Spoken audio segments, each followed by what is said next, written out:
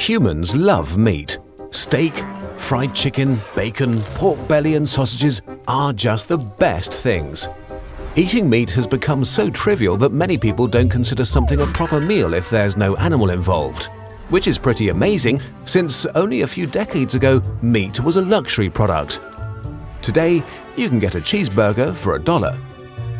Paradoxically, meat is pretty much the most inefficient way of feeding humans.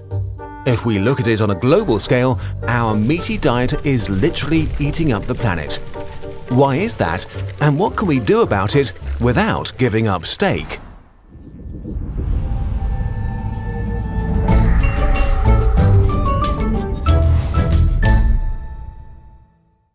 Humans keep a lot of animals for food. Currently, about 23 billion chickens, 1.5 billion cattle, and roughly 1 billion pigs and sheep. That's a lot of mouths to feed, so we've transformed Earth into a giant feeding ground. 83% of its farmland is used for livestock, for example as pasture, and to farm fodder crops like corn and soy. That's 26% of Earth's total land area. If we include the water we need for these plants, meat and dairy production accounts for 27% of global fresh water consumption. Unfortunately, meat production is like a black hole for resources. Since animals are living things, most of their food is used to keep them alive while they grow their tasty parts. Only a fraction of the nutrients from fodder crops end up in the meat we buy in the end. Cows, for example, convert only about 4% of the proteins and 3% of the calories of the plants we feed to them into beef. More than 97% of the calories are lost to us. To create 1 kilogram of steak, a cow needs to eat up to 25 kilos of grain and uses up to 15,000 liters of water. Animal products are guzzling up tons of food, but they only make up 18% of the calories humans eat. According to projections, we could nourish an additional 3.5 billion people if we just ate the stuff we feed to animals.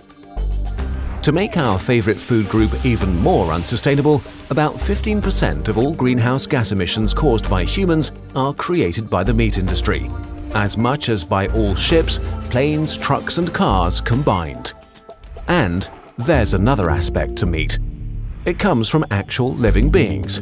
Pigs, cattle and chicken are not the ones writing the history books, but if they were, humans would appear as rampant genocidal maniacs that thrive on suffering. Globally, we kill about 200 million animals every day, about 74 billion a year. This means that every 1.5 years, we kill more animals than people have lived in the entire 200,000-year history of humanity. One could argue that we're doing them a favor. After all, they wouldn't exist without us. We might eat them in the end, but we also provide food and shelter and the gift of existence to them. Unfortunately, we're not very nice gods. A lot of our meat comes from factory farms, huge industrial systems that house thousands of animals. Engineered to be as efficient as possible, they have little regard for things like quality of life. Most pigs are raised in gigantic windowless sheds and never get to see the sun. Sows are kept in pens too small to turn around, where they give birth to 1 litter of piglets after another until it's their turn to be turned into bacon. Dairy cows are forced to breed continually to ensure their milk supply, but are separated from their calves hours after birth. To fatten up beef cattle for slaughter, they're put in feedlots, confined pens where they can't roam, and put on weight more quickly. To make it possible to keep them so tightly together without dying of diseases, the majority of antibiotics we use are for livestock, up to 80% in the US, which helps in the short term, but also fuels antibiotic resistances. But the ones that may have got the worst deal are chickens. In factory farms, they're kept in such vast numbers and so close to each other that they can't form the social structures they have in nature, so they start attacking each other. To stop that, we cut their beaks and claws. Male chickens are deemed worthless since they can't lay eggs and are not suitable for meat production, so within minutes after birth, they're usually gassed and shredded in grinders. Several 100 million baby chickens are killed this way each year. Even if you had a personal score to settle with chickens, how we treat them is beyond broken. So, better buy organic meat, where animals are treated nicely, right? Organic farming regulations are designed to grant animals a minimum of comfort. The problem is that organic is an elastic term. According to EU regulations, an organic hen still might share 1 square metre of space with 5 others. That's a long way off from happy farmyard chickens. Farms that sincerely do their best do exist, of course, but meat is still a business.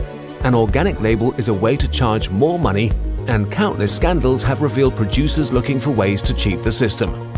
And while organic meat might be less cruel, it needs even more resources than conventional meat production.